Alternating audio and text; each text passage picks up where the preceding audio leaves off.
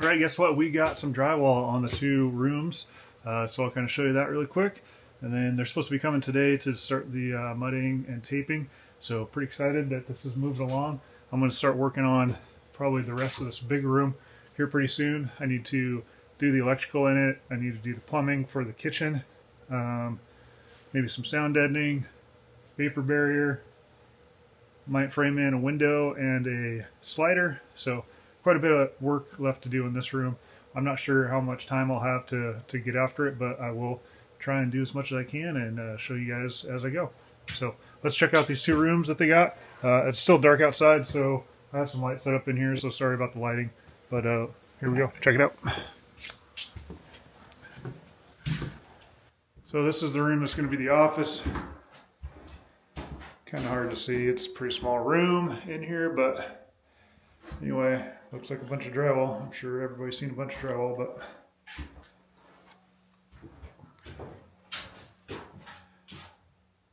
I did use 5/8 inch thick drywall on this. I had gotten the drywall up to this upper area probably 5 to 6, maybe even 8 years ago. So, you know, back when drywall wasn't $1 million. So if I had to do it again today, I'd probably just do 1/2 inch. But since I had it up here, it would be nice and solid with the 5/8. So that's the room that's going to be the office. Again, sorry about the lighting, but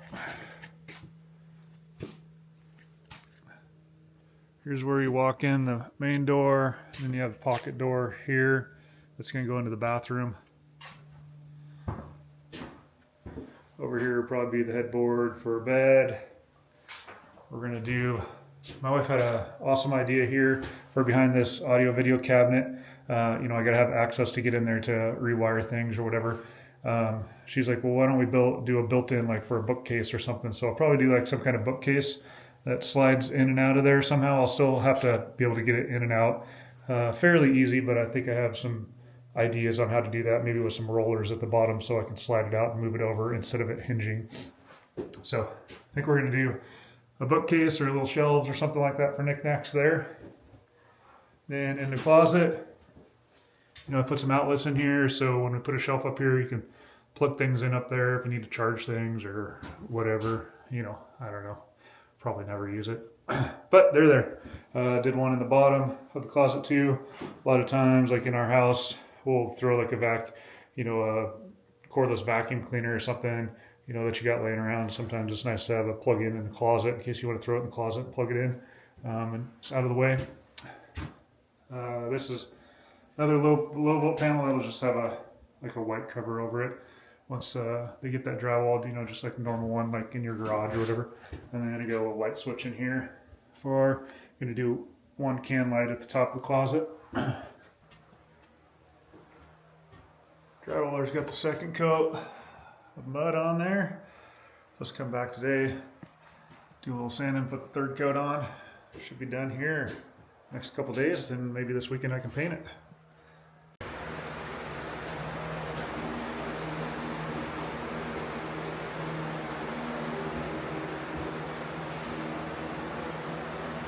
Well, the drywaller's got all the mud tape put on here, and now I'm going to start taping some things off.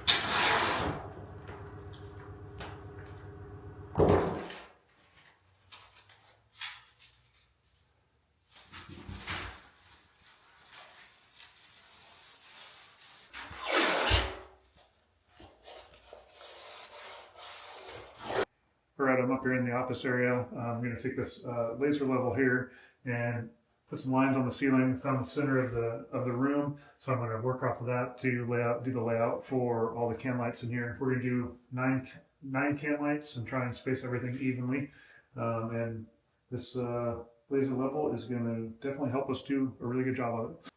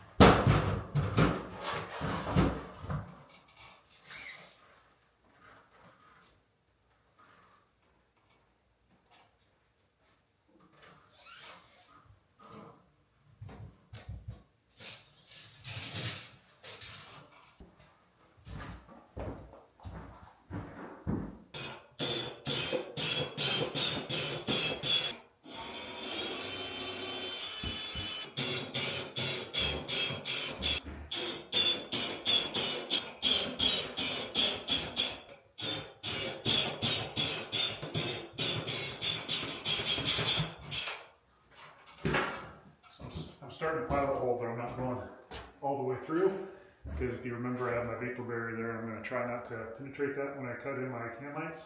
So I went halfway through with this, and then I'll get the hole started with the hole saw that I'll show you in a second, and then I'll take the drill bit off so just the hole saw goes through, and hopefully we don't puncture the vapor barrier up there. So this is the Milwaukee hole saw I got for can lights. This is for a 4-inch can light. You can see that there's no teeth on it. It's just like almost this abrasive. So that way when it goes through, hopefully it doesn't catch on the vapor barrier and cut it at all.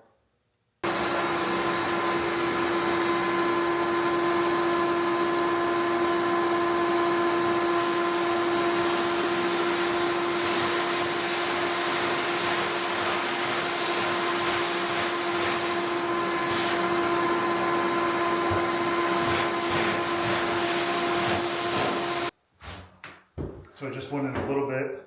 Now I'm going to take this drill bit out of here, since I have the outer portion started, and then I'll just finish it off with that, so then this bit doesn't poke through the vapor barrier.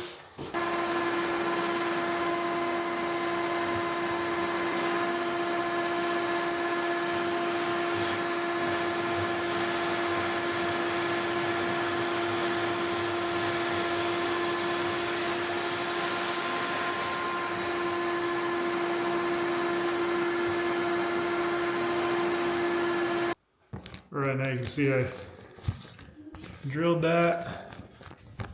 Nothing's been penetrated there. No hole in the center, no nothing. So we should have our wire up in here somewhere, hopefully. There it is. A good tug.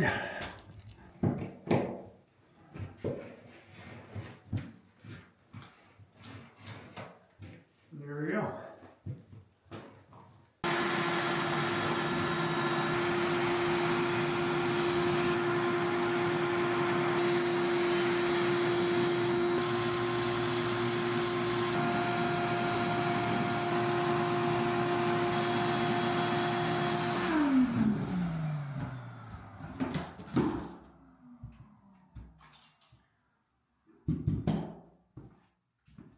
Right now that I got them all started, took the bit out, and then I'll finish them up with this.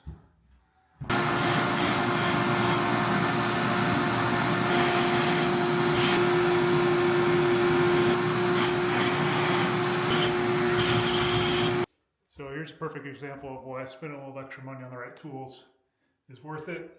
Cut this hole right here. My wire went right through where I would have been drilling the hole. So if I would have had a regular hole saw, I probably would have nicked this wire, and it also probably would have went through the vapor barrier. So definitely worth the money for one of those can light bits from Milwaukee. All these are perfect. Nothing's punctured. Definitely recommend.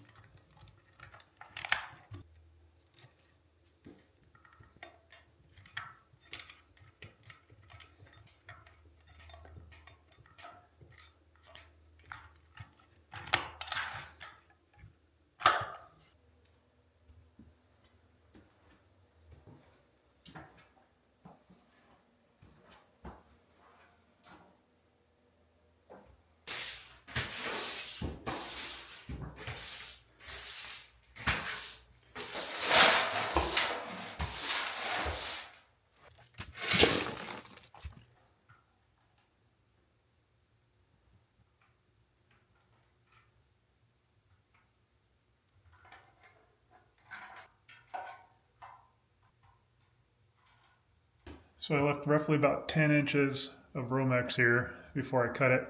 And that seems to give enough slack to get these 4-inch boxes in and out of there. So I'd recommend from the drywall down to where you cut your Romex, about 10 inches. And then that gives you some room.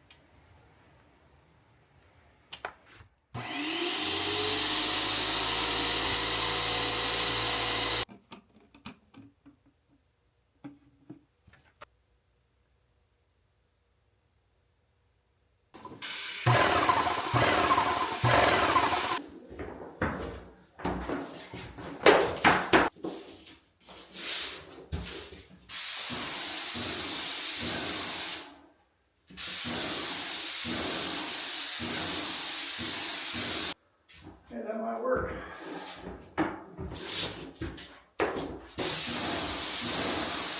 Got the first coat of primer on here. Sorry I didn't film it all.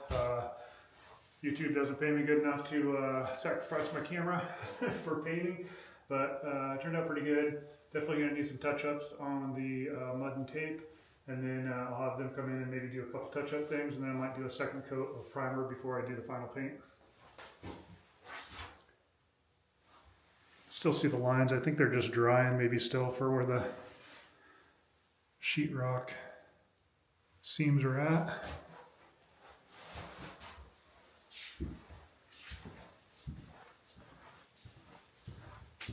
Here's the bedroom.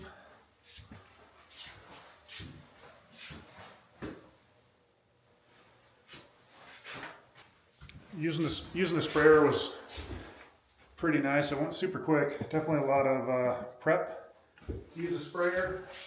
And you gotta make sure you mask everything off really good because it definitely gets paint everywhere. But I would definitely recommend it for larger projects. Cleanup took a while to clean out the gun and the pump and all that stuff, but it wasn't too bad with water-based paint. So anyway, that's all I got I think for this episode. So if you like what you're seeing, hit the subscribe and like, and we will see you